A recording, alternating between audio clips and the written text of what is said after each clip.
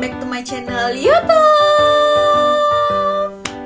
Oke, kembali lagi bersama saya di sini, Jariani Slaia, kelas 2023C. Oke, pada video pembelajaran kali ini, Jari bakalan menjelaskan materi teori sastra, yaitu teori ekologi sastra dengan dosen pengampu Bapak Dr. Syafrial, MPD. Teori ekologi sastra. Gimana nih buat teman-teman semuanya? Udah ada yang tahu belum apa itu teori ekologi sastra? Sebelum itu, Jari mau jelasin dulu apa sih itu ekologi? Ekologi merupakan ilmu yang mempelajari hubungan antara tumbuhan, hewan, dan manusia. Jadi, ini mencakup hal-hal yang ada pada alam yang nantinya akan dipelajari secara lingkungannya. Kemudian, kalau disangkutin dengan sastra, gimana nih? Oke, ekologi sastra. Ekologi sastra adalah sebuah cara pandang yang digunakan untuk memahami permasalahan lingkungan hidup. Hal yang dibahas terkait dengan ekologi sastra ini, adanya keterkaitan antara lingkungan hidup dengan sastra. Ekologi sastra adalah suatu ilmu yang mempelajari cara manusia beradaptasi dan menjaga lingkungan dengan baik. Keadaan lingkungan alam kerap menjadi sorotan semua pihak karena mengalami beberapa kerusakan yang diakibatkan oleh orang-orang yang tidak bertanggung jawab. Kondisi lingkungan alam di dalam dunia nyata tidak berbeda jauh dengan kondisi yang ada di dalam karya sastra. Dalam kaitan lingkungan dengan kajian sastra, ekologi terbagi menjadi dua hal, yaitu konteks ekologi alam dan ekologi budaya. Pertama, ekologi alam.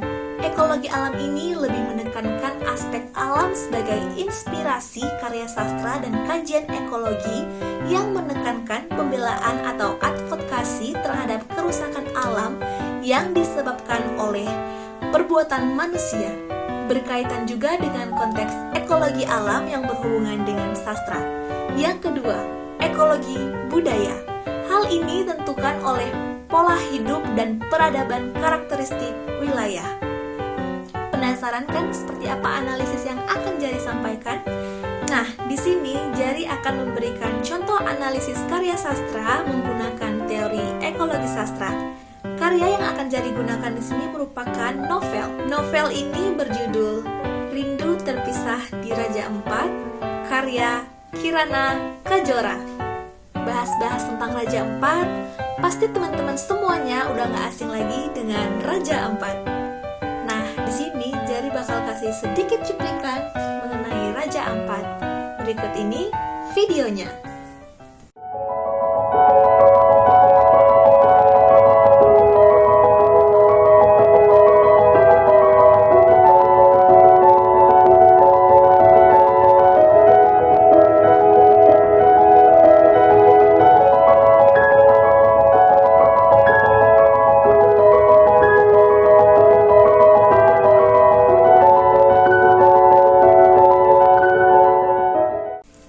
Gimana nih guys? Udah lihat video cuplikan yang tadi? Pasti teman-teman semua udah gak asing lagi dengan yang namanya Raja Empat, seperti pada video yang tadi yang udah Jari tampilin buat teman-teman semuanya. Gimana? Menarik bukan? Raja Empat emang sebagus itu. Seperti apa analisis karya yang akan Jari paparkan pada video pembelajaran kali ini?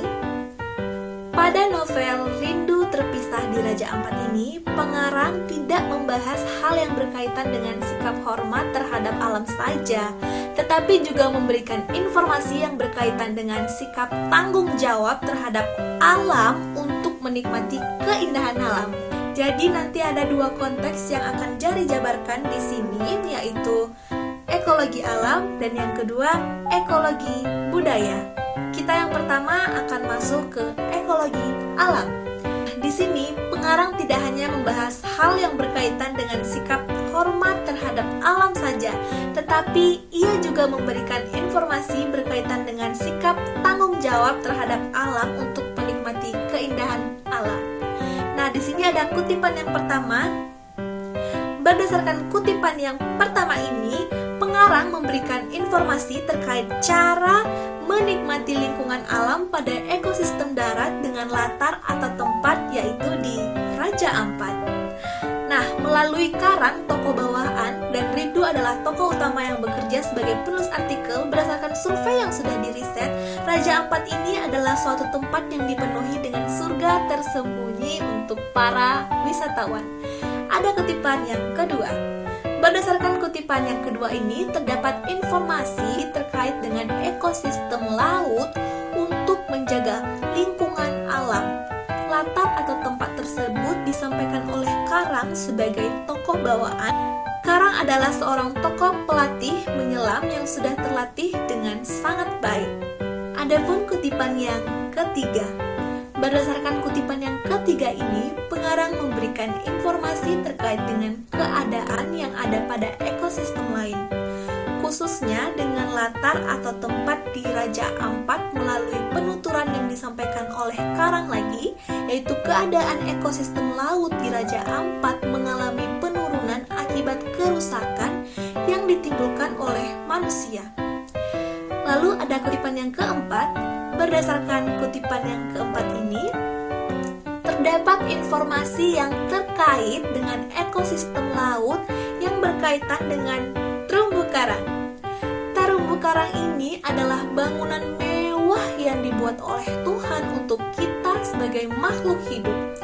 Keindahan arsitektur yang tidak dapat ditiru, langkah dan bahkan sangat mahal. Ada lagi kutipan yang kelima. Berdasarkan kutipan yang kelima, pengarang memberikan informasi terkait permasalahan pada ekosistem laut melalui penuturan yang disampaikan oleh Karang sebagai tokoh bawaan. Ikan ialah jenis binatang yang bertulang belakang yang hidup di air dan bernafas menggunakan insang. Ikan termaksud komunitas terbesar sebagai penghuni laut dengan bentuknya yang sangat berbagai macam, yaitu dari bentuk yang paling kecil hingga yang paling besar. Nah, selanjutnya kita masuk ke konteks yang kedua, yaitu ekologi budaya. Ekologi budaya ini ialah suatu sistem pengetahuan manusia sebagai makhluk sosial dalam menyesuaikan diri sesuai dengan kebutuhan berdasarkan adanya suatu budaya. Ekologi budaya ini berkaitan dengan suatu kemampuan yang dimiliki oleh manusia untuk berinteraksi. Kita lihat yang hidup di air dan bernafas menggunakan insang. Ikan termaksud komunitas terbesar sebagai penghuni laut dengan bentuknya yang sangat berbagai macam, yaitu dari bentuk yang paling kecil hingga yang paling besar. Nah, selanjutnya kita masuk ke konteks yang kedua, yaitu ekologi budaya. Ekologi budaya ini ialah suatu sistem pengetahuan manusia sebagai makhluk sosial dalam menyesuaikan diri sesuai dengan kebutuhan berdasarkan adanya suatu budaya. Ekologi budaya ini berkaitan dengan suatu kemampuan yang dimiliki oleh manusia untuk berinteraksi. Kita lihat pada kutipan yang pertama. Berdasarkan kutipan yang pertama, pengarang memberikan informasi terkait keragaman adat istiadat. Keragaman tersebut berada pada latar yaitu di Papua. Melalui penuturan yang disampaikan oleh Pace Jonas sebagai tokoh tambahan. Hal itu sudah disampaikan oleh Pace pada kutipan. Lanjut kutipan yang kedua. Berdasarkan kutipan yang kedua, pengarang memberikan informasi terkait dengan keragaman adat istiadat lagi.